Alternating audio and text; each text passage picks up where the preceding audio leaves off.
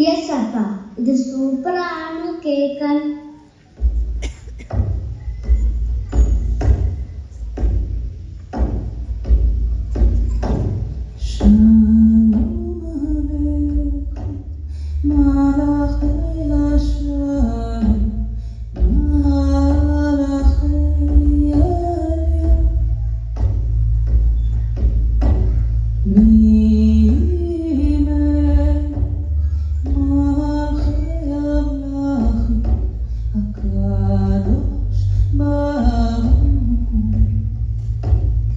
നാലാമത്തതും അവസാനത്തുമായ സുവിശേഷമാണ് വിശുദ്ധ യോഹന്നാന്റെ സുവിശേഷം.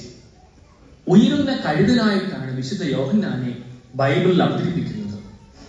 സുവിശേഷം ഉയർന്ന ആമുഖത്തോട് ആരംഭിക്കുകയും ദൈവത്തിന്റെ രഹസ്യങ്ങൾ, പിതാവും പുത്രനും തമ്മിലുള്ള ബന്ധം, മനുഷ്യാവതാരം എന്നിവയെ ഏറ്റവും ആഴത്തിൽ പറയുന്നു.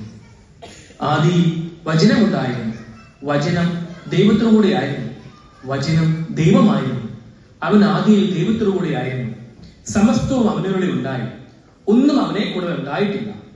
വചനം മാംസമായി നമ്മുടെ ഇടയിൽ വസിച്ചു, അവന്റെ മഹത്വം നമ്മൾ ദർശിച്ചു, കൃപയും സത്യവും നിറഞ്ഞതും പിതാവിന്റെ ഏകജാതനുമായ മഹത്വം.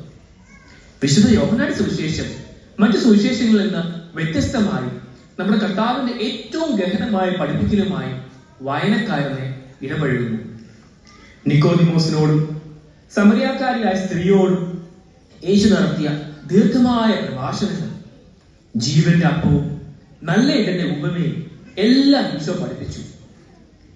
ഈശോ പറഞ്ഞിട്ടുണ്ട്, വഴിയും സത്യവും ജീവനും ഞാനാണ്, എന്നിലൂടെ അല്ലാതെ ആരും പിതാവിന്റെ അടുക്കിലേക്ക് വരുന്നില്ല.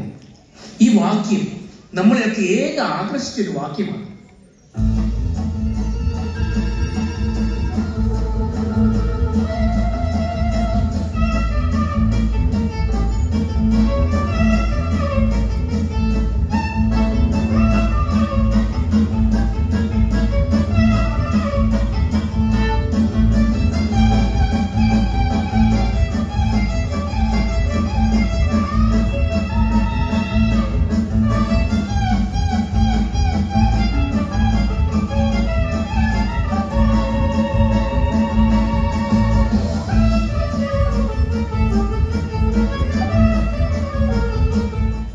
യോഹന്നാന്റെ സുവിശേഷത്തിൽ ഈശോ പ്രവർത്തിച്ച ആദ്യത്തെ അത്ഭുതം ഏതാണെന്ന് അറിയാമോ? കാനായിലെ കല്യാണ വിരുന്നാണ്.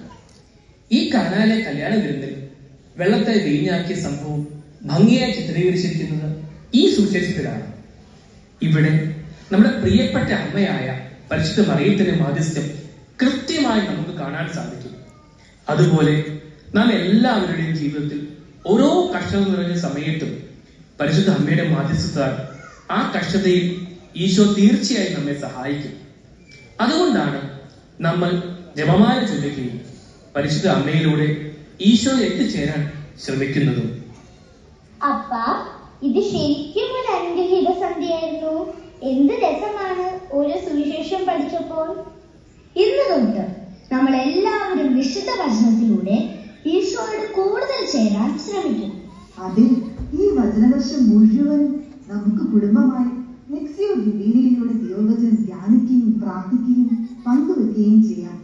Are you ready? Yes, Appa. We are ready. പിതാവിനും പുത്രനും പരിശുദ്ധ റൂഹായിക്കും സ്തുതി. ആദ്യം മുതൽ എന്നേക്കും ആമേൻ. ഈശോ മിശിഹായ്ക്ക് സ്തുതിയായിരിക്കട്ടെ. ഇപ്പോഴും എപ്പോഴും സ്തുതിയായിരിക്കട്ടെ. വചനവർഷം